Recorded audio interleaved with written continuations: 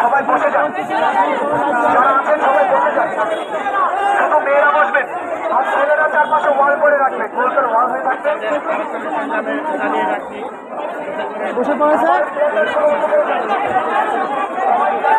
সম্মানিত সুধী, আপনারা দেখতে পাচ্ছেন সখীপুরের ঐতিহ্যবাহী মুক্তার ফোয়ারা চত্বর। এই চত্বরে সখীপুরে টাঙ্গাইল সখীপুর থেকে আপনাদেরকে দেখাচ্ছি। এখানে ঐতিহাসিক তালতলা চত্বর। এই চত্বর থেকে একটি কোটা আন্দোলন বিরোধী ছাত্ররা একটা মিছিল করে তারা এখানে আলোচনায় বসছে, আপনাদেরকে দেখাচ্ছি।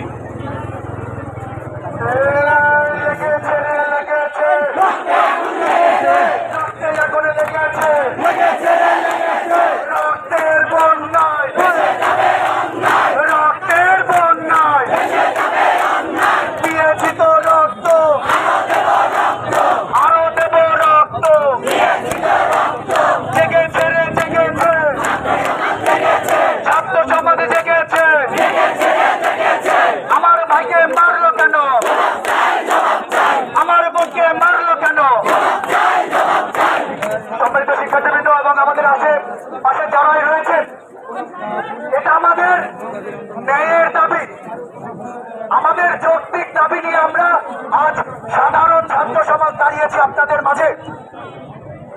এই কিছুদিন আগে থেকে শুরু করে আজ পর্যন্ত যতগুলো গণহত্যা চালিয়েছে সরকারের,